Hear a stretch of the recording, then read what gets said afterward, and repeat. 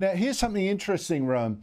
A US House of Representatives committee has now issued subpoenas to force former US President Bill Clinton to give evidence about his deals with pedophile billionaire Jeffrey Epstein, now dead, apparently from suicide, and asking what Bill Clinton knew of Epstein's sex trafficking. What did he see? What did he know? Clinton's wife Hillary is also subpoenaed. Fair enough?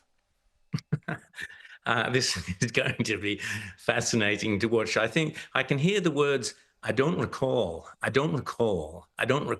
coming up many, many times, or the latest one, which is, my lawyers have advised me that in circumstances such as these, it is best to plead the Fifth Amendment for fear of incriminating myself.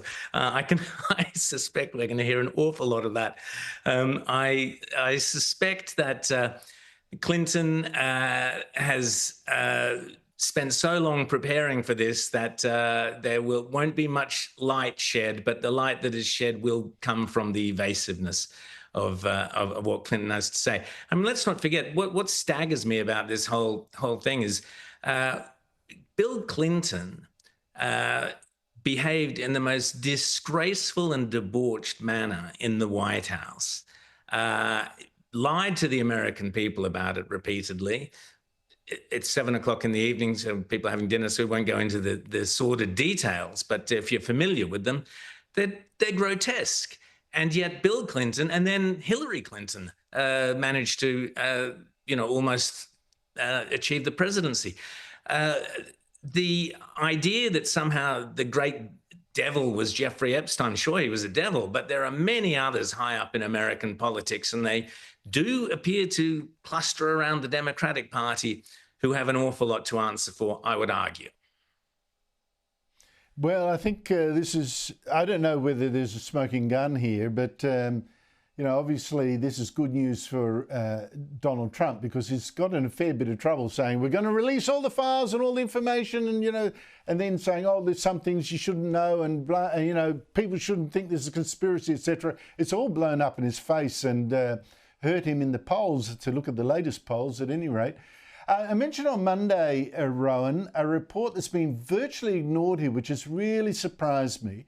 It's a report by 5 top climate experts, and I mean really top climate experts, commissioned by the US Department of Energy, wrote a report last week saying global warming, yes, it is a problem, but the warming we've seen is less than predicted. There hasn't been the predicted climate catastrophes. There are benefits from warming, like more plant growth, more crops, and in conclusion, many plans to cut emissions are not worth the cost.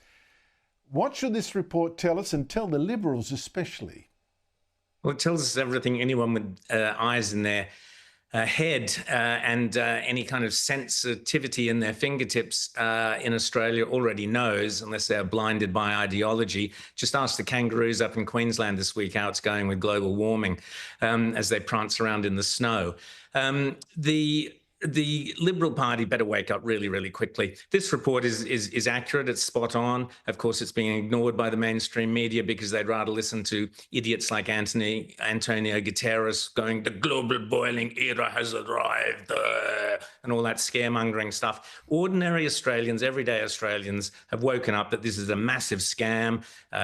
Billionaires getting wealthy out of green energy deals, the government clueless about what it's doing, destroying farmland across Australia, driving up electricity prices like you can't believe, and suddenly waking up to the fact that we all knew and have all known for how many years have we been saying, and have you been saying, Andrew? I think this is unaffordable. I don't think you can afford it. Oh no, they've suddenly gone, look I think it's 15, shocking. No, is it 20 years, Ron? I reckon we've been saying this for 20 years. Exactly. I really do. I really do. And finally, we've got to wait this long for a report that says, oh, yeah, that's actually quite correct. It's not worth the effort. Oh, Rowan Dean, honestly, experts. Thanks a lot for your time, mate.